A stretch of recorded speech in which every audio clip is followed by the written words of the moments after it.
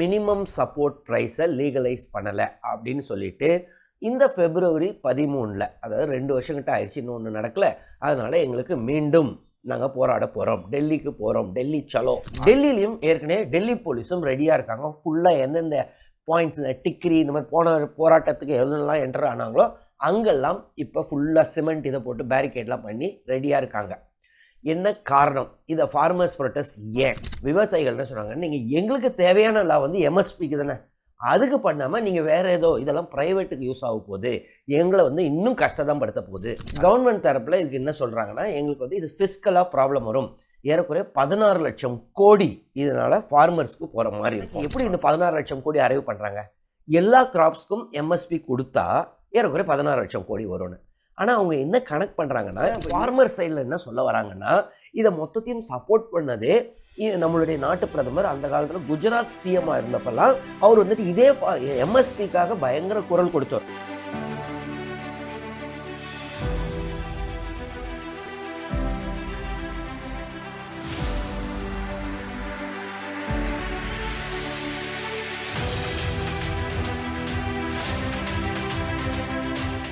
வணக்கம், இஸ்ரேல் ஜபசிங். விவசாயிகள் போராட்டம் 2020-21 பார்த்திங்கன்னா நிறைய போராட்டங்கள் இருந்துச்சு. டெல்லியில் டிராக்டரோடலாம் வந்திருந்தாங்க, குளூர்லலாம் இருந்தாங்க. 700க்கும் மேற்பட்ட ஃபார்மர்ஸ் அப்போ இறந்தாங்க. அதற்கு அப்புறம் கடைசியில் ரெப்பீல் ஆயிடுச்சு அந்த நியூ ஃபார்ம் லா. அப்பயே 2 இதுக்காக போராடினாங்க. ஒன்று, இந்த புதுசாக வந்த இந்த 3 வேளாண்மை சட்டம், அதாவது அந்த ஃபார்ம் லாஸ், அக்ரிகல்ச்சர் பேஸ்ட், இதெல்லாம் நீங்கள் ரத்து பண்ணணும், அது எங்களுக்கு பாதகமாக தான் விளையும் அப்படின்னாங்க. இன்னொன்று, எம்எஸ்பியை லீகலைஸ் பண்ணுங்க, அதுக்கு ஒரு லா கொண்டு வாங்க. இதுதான் உங்களுடைய கோர், அந்த போராட்டத்துடைய கோர். ஸோ அதற்கு அப்புறம் அந்த ஃபார்முலாவை ரெப்பீல் பண்ணியாச்சு. இதற்கு அப்புறம் இன்ன வரைக்கும் அந்த மினிமம் சப்போர்ட் ப்ரைஸை லீகலைஸ் பண்ணலை அப்படின்னு சொல்லிட்டு இந்த February 13 அதாவது 2 வருஷங்கிட்ட ஆயிடுச்சு, இன்னொன்று நடக்கலை. அதனால் எங்களுக்கு மீண்டும் நாங்கள் போராட போகிறோம், டெல்லிக்கு போகிறோம், டெல்லி சலோ அப்படின்னு கிளம்பிட்டாங்க. இப்போ பார்த்திங்கன்னா பஞ்சாப் பார்டரில், பஞ்சாப்லேருந்து பெரும்பான்மையான ஃபார்மர்ஸ் வந்திருக்காங்க. ஆனால் அவங்கள வந்து இப்போ ஹரியானா, அந்த ஷாம்பு பார்டர், கனௌரி, இந்த மாதிரி ஒரு 3 பார்டர் இடத்துல உள்ளேயே வரவிடாமல் நிறைய அந்த சிமெண்ட் இதெல்லாம் வச்சு பயங்கரமாக ப்ரிவெண்ட் பண்ணிக்கிட்டு இருக்காங்க ஹரியானா போலீஸு. என்ன காரணம்னா, அது உள்ளே இது பண்ணிட்டா அதுக்கு அடுத்தது அப்படியே நேராக வந்து டெல்லி தான். ஹரியானாவை கடந்தப்புறம் டெல்லியிலையும் ஏற்கனவே டெல்லி போலீஸும் ரெடியாக இருக்காங்க. ஃபுல்லாக எந்தெந்த பாயிண்ட்ஸ், இந்த டிக்ரி இந்த மாதிரி போன போராட்டத்துக்கு எவ்வளோலாம் என்டர் ஆனாங்களோ அங்கெல்லாம் இப்போ ஃபுல்லாக சிமெண்ட் இதை போட்டு பேரிகேட்லாம் பண்ணி ரெடியாக இருக்காங்க. என்ன காரணம்? இதை ஃபார்மர்ஸ் ப்ரொட்டஸ்ட் ஏன்? இது ஃபர்ஸ்ட் ஆஃப் ஆல் எம்எஸ்பின்னா என்ன? எம்எஸ்பினா இந்த மினிமம் சப்போர்ட் ப்ரைஸ் 1960களில் தான் இதை இன்ட்ரடியூஸ் பண்ணுறாங்க அப்போதைய அரசு.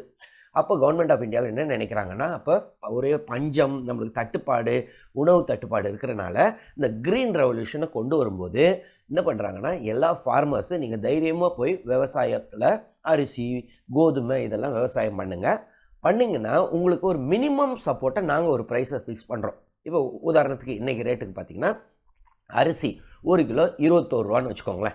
21 ரூபாய்க்கு நாங்கள் மினிமம் சப்போர்ட் ப்ரைஸில் வாங்கிக்கிறோம். நீங்கள் பயப்பட தேவையில்லை, வேணும்னா இதை விட ஜாஸ்தியாக வேணால் மார்க்கெட்டில் போய் விற்றுக்கோங்க. ஆனால் நாங்கள் ஒருவேளை உங்களால் மார்க்கெட் ப்ரைஸ் குறையுதுன்னா எங்ககிட்ட, அதாவது கவர்மெண்ட் ஆஃப் இந்தியாவில் நாங்கள் வாங்கிப்போம். அதுக்காக தான் இந்த ஃபுட் கார்பரேஷன் ஆஃப் இந்தியா இதெல்லாம் ஃபார்ம் பண்ணது. ஸோ இந்த எஃப்சிஐ அதை வாங்கி தான் கோடவுன்ஸ், எஃப்சிஐ கோடவுன்ஸுக்கு கொண்டு போகிறது. அதுக்கப்புறம் அவங்க ஓப்பன் மார்க்கெட்லேயும் விற்பாங்க. எஃப்சிஐ கோடவுன்லேருந்து ரேஷன் ஷாப்ஸ்க்கெலாம் போகும். ஸோ இது பேசிக்கலாக என்னென்னா, ஃபார்மர்ஸு தைரியமாக போய் அதாவது விதைக்கலாம். இல்லைன்னு வைங்களேன், மார்க்கெட் ப்ரைஸ். ஏன்னா ஃபார்மரை பொறுத்த வரைக்கும் நிறைய இது இருக்குது, சேலஞ்சஸ்ஸு. கிளைமேட் ஒரு பெரிய சேலஞ்ச் இருக்குது, மழை பெய்யுமா பெய்யாதா, அதுக்கடுத்து திடீர்னு பூச்சி அடிக்கும், இந்த மாதிரி பல பிரச்சனைகள் இருக்கும்போது இவங்க போய் பண்ணலைன்னா, அவங்க ஃபார்மர் அந்த வேலையை விட்டுட்டு வேறு ஏதாவது ரியல் எஸ்டேட் பிஸ்னஸ் பண்ண ஆரம்பிச்சிட்டாங்கன்னு வைங்களேன் அந்த லேண்டில், அப்புறம் நம்மளுக்கு அரிசி பருப்புலாம் தட்டுப்பாடு வந்துடும், அரிசி பருப்பு கோதுமை எல்லாமே. ஸோ தைரியமாக போக, மினிமமாக நாங்கள் இந்த சப்போர்ட் ப்ரைஸ் தரோம்.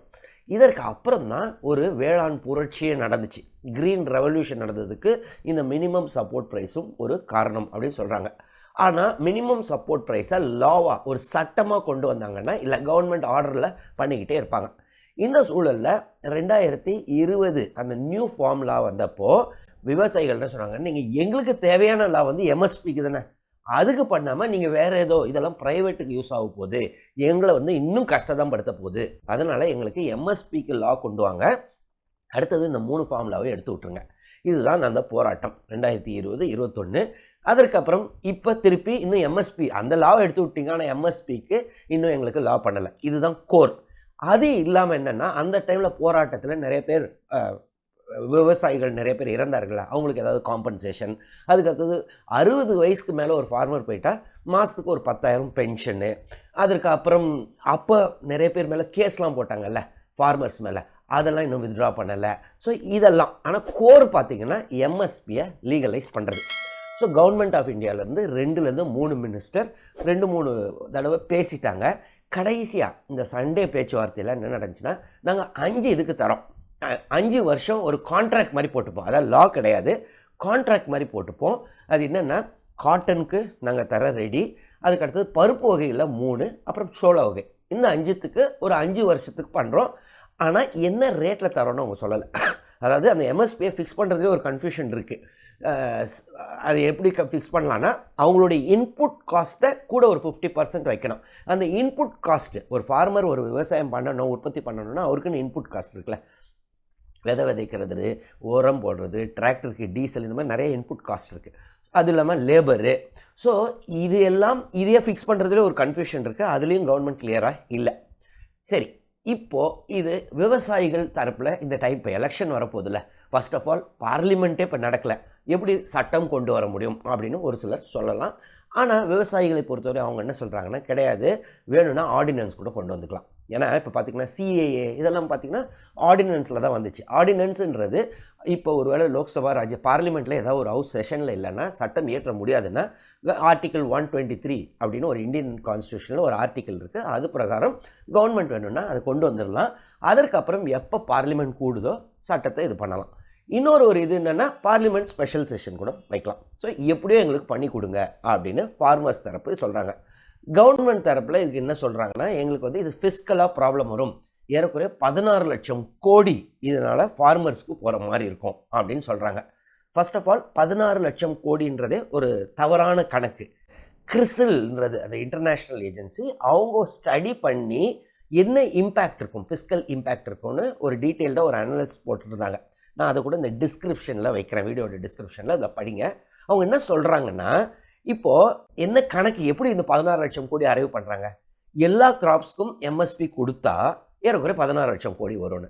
ஆனால் அவங்க என்ன கணக்கு பண்ணுறாங்கன்னா, இப்போ 21 ரூபா அரிசிக்கு கவர்மெண்ட் வாங்குதுன்னு வச்சுக்கோங்களேன், அந்த 21 ரூபாயை கவர்மெண்ட்டு எடுத்துக்க போகிறது இல்லையா, மார்க்கெட்டில் 20 ரூபாய்க்கு விற்கலாம்ல, அப்போ அந்த 1 ரூபா தான் கவர்மெண்ட்டோடைய இது, புரியுதுல்ல?